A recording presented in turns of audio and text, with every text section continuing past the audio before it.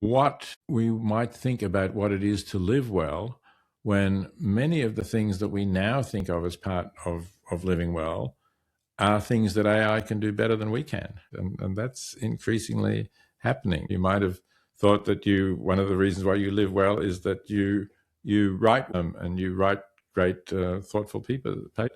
If you can now ask an AI to do it and it does it as well as you, or in some cases will do it even better than you, then being able to write well are part of living well. Or do we have to say, well, that's now something that a machine can do, so I need to move on and find something.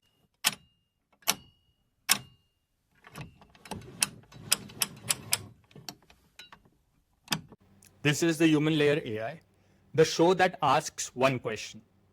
When AI makes decisions about your life, does it actually get it right? In the real world, when an algorithm decided your bail, denied your insurance claim, or flagged your family for a welfare check. Today's guest is someone who has spent 5 decades thinking about exactly this problem before AI even existed. In 1975, he wrote a book that made people deeply uncomfortable.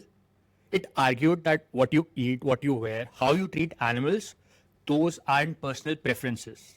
They are moral choices. The book was Animal Liberation, and it launched the modern animal rights movement and is still in print 5 decades later. He helped create a global movement that has redirected billions of dollars, not to the causes that feel good, but to the ones that save the most lives per dollar spent. The New Yorker called him the most influential living philosopher in the world. Time magazine named him one of the 100 most influential people on earth. He holds a named chair in bioethics at Princeton University, one of the highest academic honors in his field. His name is Peter Singer. I came to him with one question. AI systems are now making decisions about bail, healthcare, child welfare. They claim to be objective. They claim to maximize human welfare. But Peter Singer has a very specific, rigorous framework for what maximizing welfare actually means. And I wanted to know, do these systems meet the standard, or are they just borrowing the language of ethics without doing the moral work? This conversation changed how I think about algorithmic bias. I think it will change how you think about it too. So let's get into it. Mr. Peter Singer, tremendous honor to have you on this show. Thank you. I'm happy to be with you and to get to speak to your listeners. Can we start with defining to the audience what is utilitarianism? I think it's best to start with the idea of consequentialism. Consequentialism, you could say, is the genus of which utilitarianism is one species. And consequentialism essentially is the view that whether an action is right depends on its consequences. So if overall and all things considered, the consequences are good, then on a consequentialist view, it's the right action. And if the consequences are bad, it's the wrong action. Mm-hmm. But that leaves open what we mean by good and bad here, and different people have different views on that. So utilitarianism is the form of consequentialism, which says something is good if it improves the well-being of all of those affected by it, and it's bad if it reduces the well-being of all of those affected by it. And when I say all of those affected by it, utilitarians do not limit that to human beings. If there are other beings who can have a well-being because they're conscious, sentient beings, as many non-human animals obviously are, then they can't as well. So that's essentially what utilitarianism is. You could say it's the form of consequentialism that says, in common language, we should maximize happiness and minimize suffering. Your utilitarian framework asks us to maximize aggregate welfare, like you said, give equal weight to everyone. So AI systems are doing exactly that, statistically at a scale in healthcare, courtroom, and child welfare services. On paper, that sounds like your framework finally has the infrastructure to operate at a civilizational scale. What's your first reaction when someone tells you AI is doing utilitarianism? Well, I mean, if you just said it seems that AI is doing exactly that is maximizing welfare. And if AI is doing exactly that, then I welcome it. That would be an excellent thing. Very often, human decision-making does not maximize welfare, impartially considered, especially. So I hope that AI is doing that. I suspect that you're about to show me some examples where maybe it's not doing that, even though it should be doing that or is set to do that. And if so, then that's a problem. I don't think it's a problem for utilitarianism as an ethical outlook. I think it's a problem for the designers of the AI systems if they're not, in fact, working to aggregate maximum welfare when that is what they're being designed to do. So a lot of people have different notions about what ethics means. Like morals are subjective for everyone.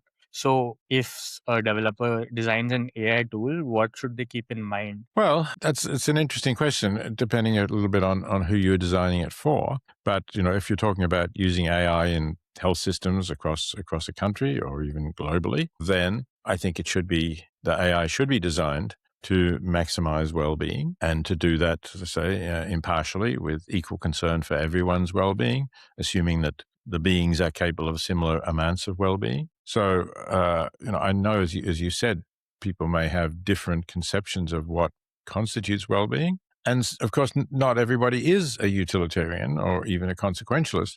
So some people may have views that say you shouldn't maximize well-being if, for example, it does something else that violates a moral principle, whatever that might be. And there are many different moral principles. So if the question for the AI designer at this stage, I suppose, is, should I design an AI to maximize well-being, or should I design it to meet the moral views that most people have?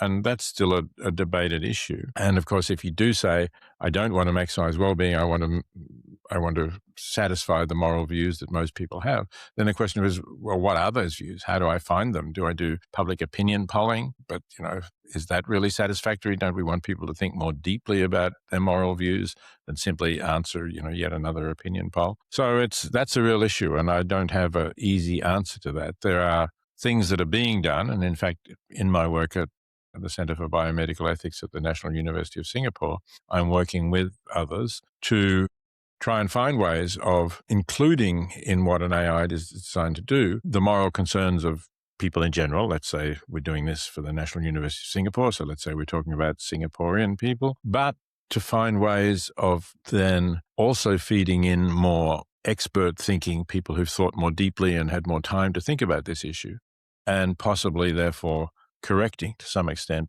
what might otherwise be the immediate popular reactions of Singapore people. We have seen a lot in sci-fi movies that okay, so if we say that utilitarianism will maximize happiness, how will we know what the interpretation AI will take of it? For all we know, it would say that they would benefit if everyone dies, so there is no suffering. So how can we make sure that the message is reached across? Well, of course, the question is, does AI take the view that most people are suffering so much that it would be better if they cease to exist? If it does, then I think the AI is being seriously misinformed. Certainly when we do take polls, and the Gallup organization takes polls on this regularly, of how satisfied people are with their lives. The standard way of asking that question is to give them a sort of visual ladder going from 0 to 10 and ask them to then point to where they think they are on that level, where 10 is kind of, the maximally happy life and 0 is the very miserable life. And people do generally give a positive indication. Most people in most countries, and interestingly, whether the countries are rich or poor, it does make some difference, but even in poorer countries, most people give a rating that is above the middle point of that ladder, suggesting that they regard their lives positively. So I think the AI would be getting informed, being fed false data if it actually did act to say, oh, well, to maximize welfare, I'll kill everybody. But yeah, you might want to have some guardrails just to make sure that you have some principle built in saying, don't kill people unless they have requested to end their lives. And maybe in those circumstances, I'm a believer in voluntary assisted dying, people who are terminally ill, for example. Maybe maximize their welfare to die sooner rather than when the illness kills them. But in general, I think it's worth having some safeguards like that. We know as human beings, we have prejudices. Of course, we all do. We have biases, heuristics. So a judge, for example, before lunch, his decision might be impacted by factors that he might not even consciously know. And in the same way AI model, if that could be objective, it is still learning from the data of the action of those judges who do not even know whether they're making the right decision objectively. AI is extracting what humans think, so will it think the same way? Well, it's interesting. You say AI is composed of what humans think. And if you were to ask humans to think about that question, say, ask them the question, is it right that an offender whose case comes up for sentencing shortly before lunch should get a heavier sentence than somebody whose case comes up for sentencing, let's say, at 9 a.m. or whenever the court starts sitting? I think everybody would say, no, that's not right. That's not fair. And so if we train the AI on what people really think and say they think about these cases, we won't get that bias. And the example that you've given, in fact, shows one reason why we might think that AI does better than human judges. AI doesn't get hungry, doesn't get impatient for, I want to get to lunch quickly, and therefore may give a better and less biased answer than a human judge does. The AI framework COMPAS, it is the US bail algorithm, which is accurate at the population level, but is twice as likely to falsely flag black defendants as high risk.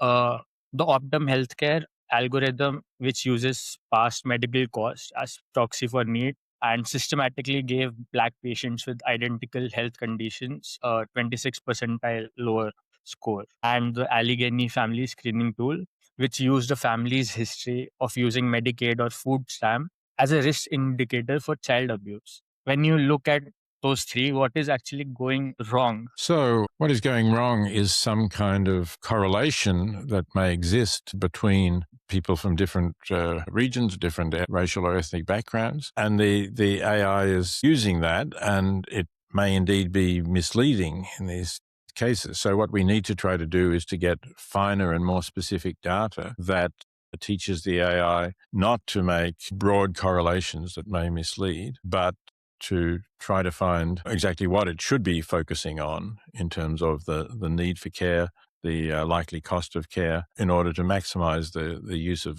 healthcare resources on a more individual basis than on the basis of racial or ethnic differences. So statistics should be thrown out from the metrics. Yes, I think that it's dangerous to use some of those indicators of correlations. We really need to try to get better and more specific examples. I mean, it's possible that there are differences in ethnic groups that relate to the likely health benefits for them and the costs for the system.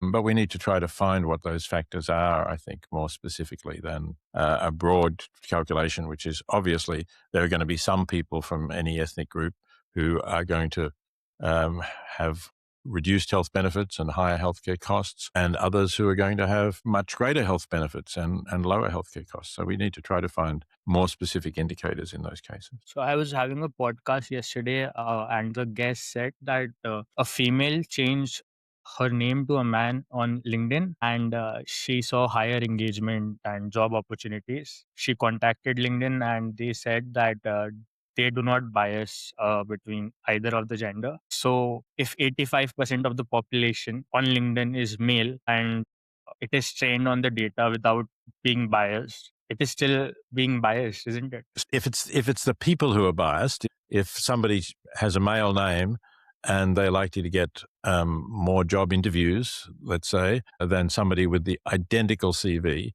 but with a female name, then that problem isn't really the problem with the AI. That's the problem with the individuals who are responding. Now, we could have a system where people are blind to the sex of the person. There was a study that showed that this happened with selection of musicians for symphony orchestras. The symphony orchestras were predominantly male, and when they interviewed applicants face-to-face, they predominantly chose male violinists and whatever other musicians they had. So some of them trialed a system where the musician was behind a screen and the people making the selection could hear what they were playing, but could not see and therefore could not identify whether they were male or female. And on that basis, the bias was removed and many more females were offered positions with the orchestras.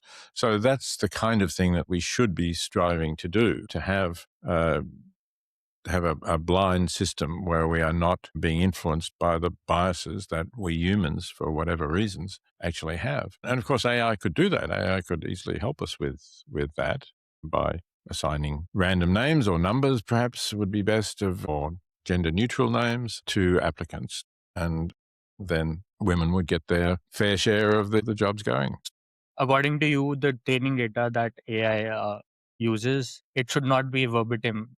There should be some filters. I think there do need to be some filters. That's right. We've had a number of the cases that you're talking about, I know, with biases. As you say, in employment, in healthcare, in housing, for instance. And really, we should be trying to filter that out and to get at the real issues, which do make a difference to the situation, including to how well an applicant does a job. But we should be looking at them as individual on the basis of their records rather than typecasting them in terms of their race or ethnicity or gender. Rawls criticize utilitarianism on exactly this point, that it doesn't take seriously separateness of persons. It is willing to impose costs on specific individuals if the aggregate calculus works out.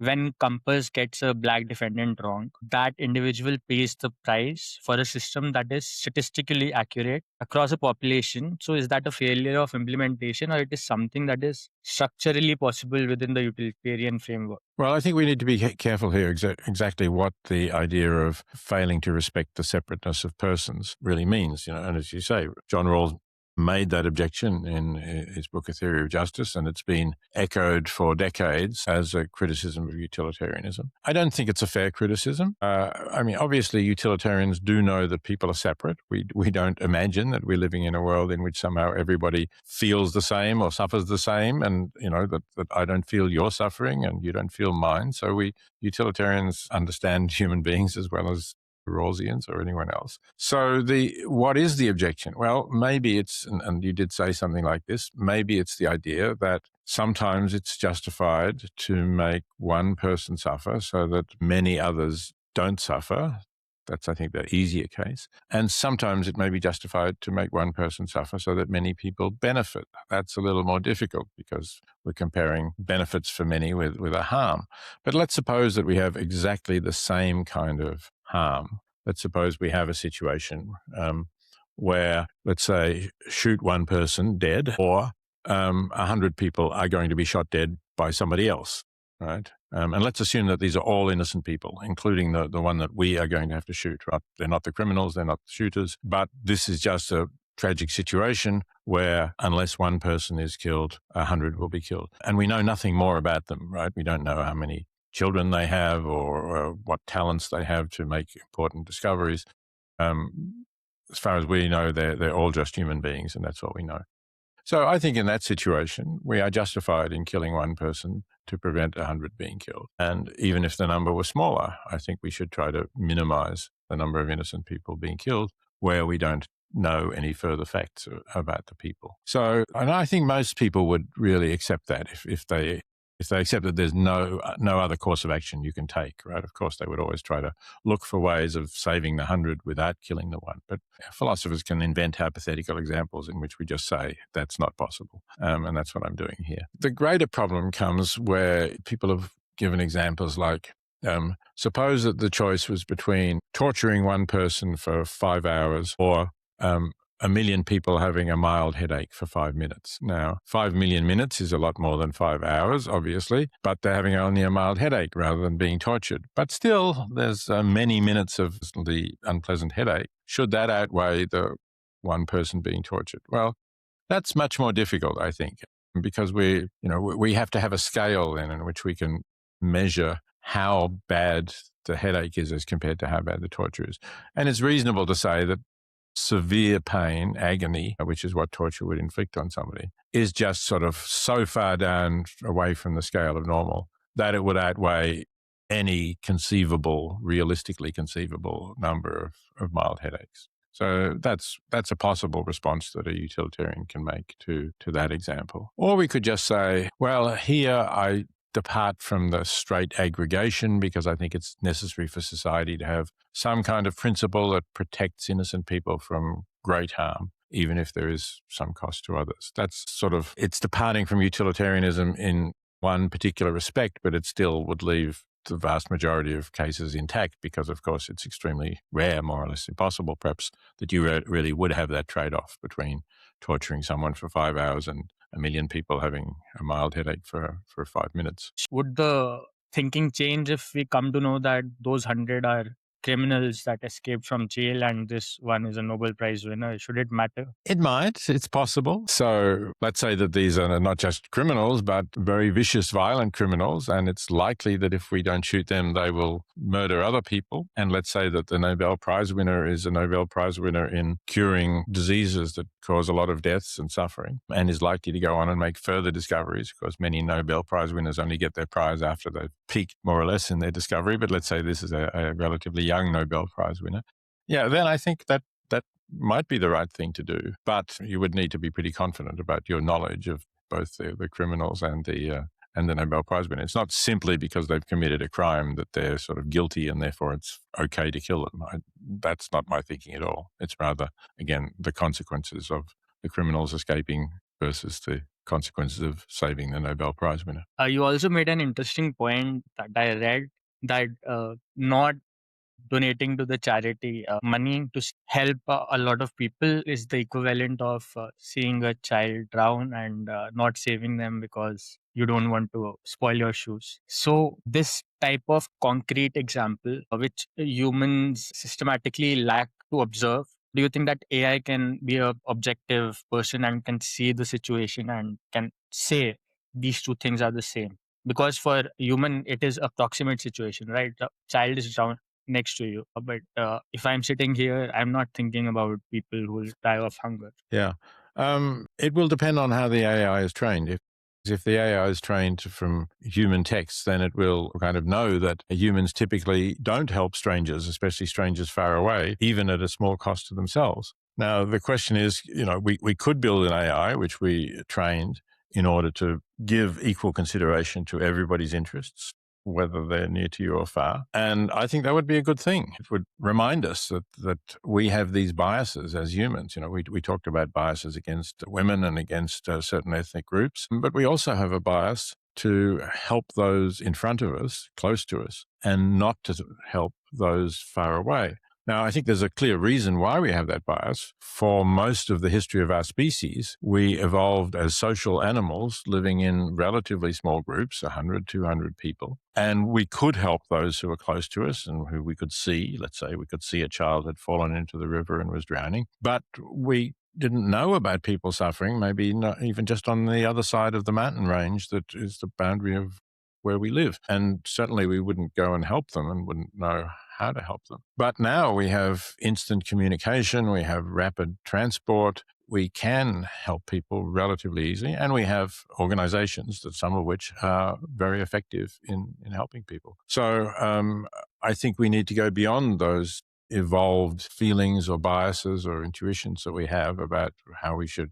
Yes, of course, I would save the drowning child in the pond, and it would be terrible not to save such a child just because I didn't want to ruin my expensive shoes. That's how people react to that drowning child in the shallow pond example that I invented many years ago. But we should actually extend our vision, given the kind of world we live in. And if AI can help us to do that, then that would be a good thing. Beautiful.